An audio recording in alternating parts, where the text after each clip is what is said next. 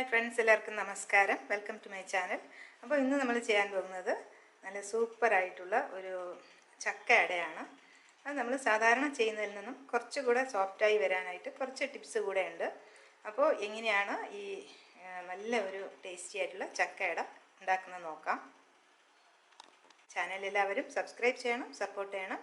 Bell icon കൂടെ ഒന്ന് press ചെയ്യണം. അതിൽ ഓൾ ഓപ്ഷൻ തിരഞ്ഞെടുക്കണം. എന്നാൽ മാത്രമേ ഞാൻ വീഡിയോസ് അപ്ലോഡ് ചെയ്യുമ്പോൾ നിങ്ങൾക്ക് ഉടനുടൻ നോട്ടിഫിക്കേഷൻസ് വരും. അപ്പോൾ എങ്ങനെയാണ് ടേസ്റ്റി ആയിട്ടുള്ള ഈ ഒരു ചക്കയട ഉണ്ടാക്കുന്നത്?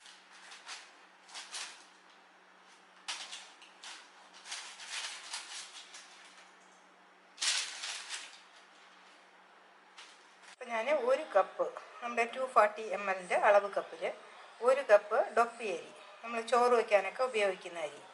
അപ്പോൾ ചോറ് വയ്ക്കാൻ ഉപയോഗിക്കുന്ന അരി നമുക്ക് ഇതുപോലെ വൈറ്റ് കളറിലുള്ള ഏതരി വേണമെങ്കിലും എടുക്കാം. പൊന്നിയോ ഡൊപ്പിയോ ഏത് വേണമെങ്കിലും എടുക്കാം. പക്ഷേ പച്ചരി, ഇഡ്ഡലി റൈസ് അതൊന്നും ഇതിന് ഇപ്പം ഞാൻ എടുക്കുന്നില്ല, അത് വേണ്ട. അപ്പോൾ ഇത് വെള്ളമൊക്കെ നന്നായിട്ട് വാർന്നു പോയതിന് ശേഷം നമുക്കിതിനെ ഒന്ന് പൊടിച്ചെടുക്കാം. അപ്പോൾ ഞാനിത് ഇതുപോലെ പൊടിച്ച് എടുത്തു.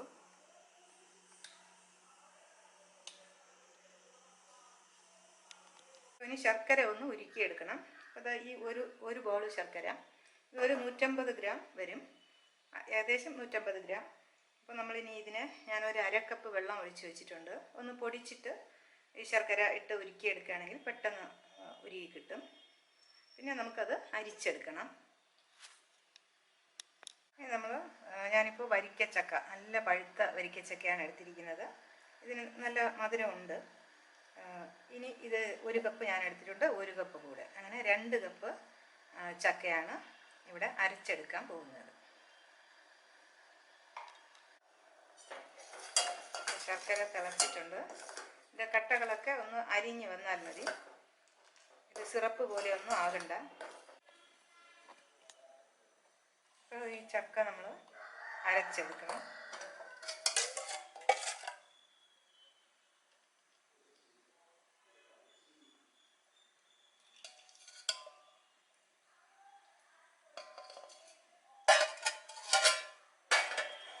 അപ്പോൾ ഞാനിത് അരയ്ക്കുമ്പോൾ കുറച്ച് ഉപ്പ് കൂടെ ചേർത്ത് കൊടുക്കുന്നുണ്ട്, ഒരു 2 നുള്ളു ഉപ്പ്. ഇത് നന്നായിട്ട് അരയ്ക്കാം.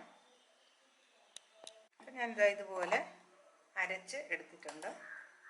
അവിടെ ചില ചെറിയ പീസുകളുണ്ട്, അത് കുഴപ്പമില്ല. ഇതിങ്ങനെ അരച്ചെടുത്തിട്ടുണ്ട്.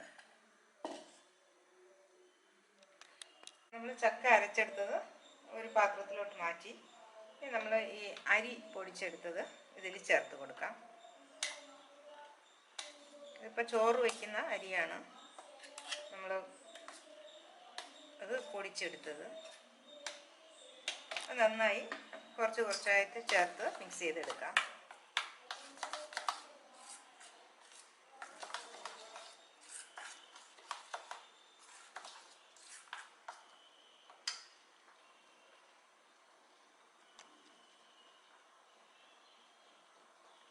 അപ്പോൾ നമ്മുടെ മാവ് നമ്മൾ ഇലയിൽ പരത്തിയെടുക്കാനാണ്. അപ്പോൾ ഇത് കുറച്ച് ലൂസായിട്ടാണുള്ളത്.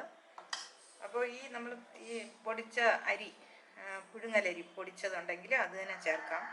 ഇപ്പം ഞാൻ ചേർത്ത് കൊടുക്കുന്നത് അവര് പൊടിച്ചതാണ്. അപ്പോൾ ഇത് ടൈറ്റ് ആവാനായിട്ട് ആവശ്യമുള്ളത്ര ചേർത്ത് കൊടുക്കാം.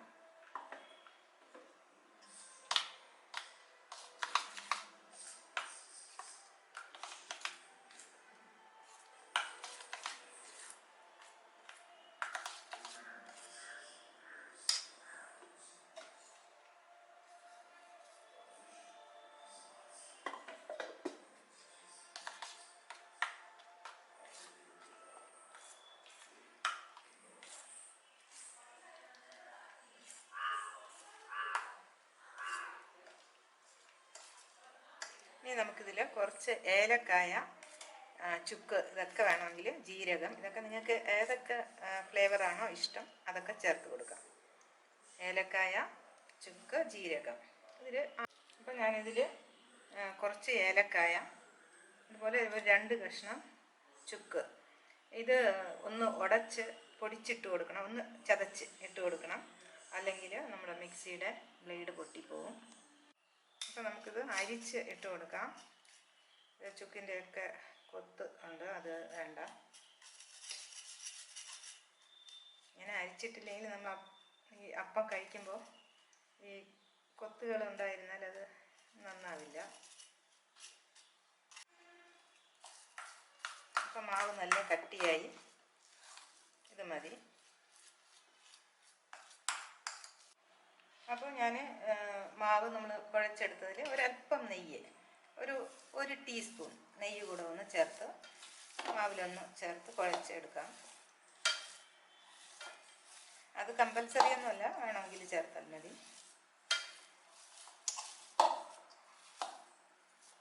നമുക്ക് കയ്യിൽ അധികം ഒട്ടിപ്പിടിക്കാതെയും കിട്ടും. അപ്പോൾ ഇല അതുപോലെ നമ്മൾ കഴുകി എടുത്ത് വെച്ചിട്ടുണ്ട്. അപ്പോൾ ഇനി ഈ ഇലയിലാണ് നമ്മൾ ഉണ്ടാക്കുന്നത്. അപ്പോൾ നമുക്കിതുപോലത്തെ ഇലയിലാണ് നമ്മൾ ചെയ്യുന്നത്.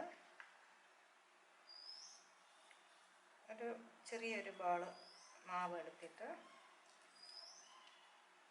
ഇതുപോലെ പരത്താം. ഈ ഇലയുടെ ഷേപ്പിന് തന്നെ നമുക്കിങ്ങനെ പരത്തിയെടുക്കാം.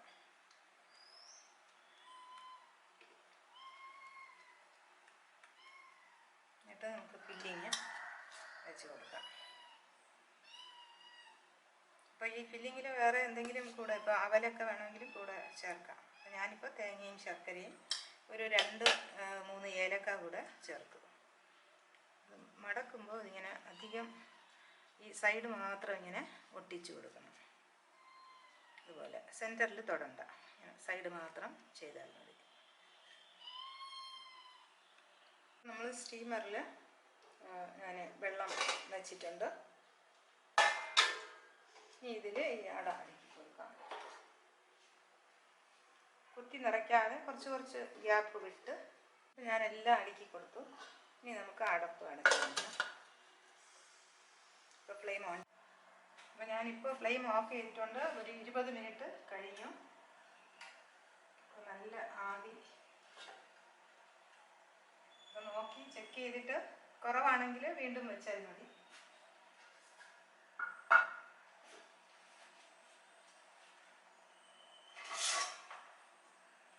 അപ്പോൾ നമുക്ക് ഒരെണ്ണം എടുത്ത് ഇതുപോലെ ഇല പെട്ടെന്ന് വിട്ട് വരണം. നന്നായിട്ട് വെന്തിട്ടുണ്ട്. ഈ സൈഡും നോക്കാം, ആണെങ്കിൽ ഒരല്പം എടുത്ത് നോക്കാം. കുറവെന്ന് തോന്നിയാൽ വീണ്ടും കുറച്ച് സമയം കൂടെ വെച്ചാൽ മതി. അപ്പോൾ വീണ്ടും കാണാം നല്ല റെസിപ്പീസുമായി. Children, bye bye, take care, thank U.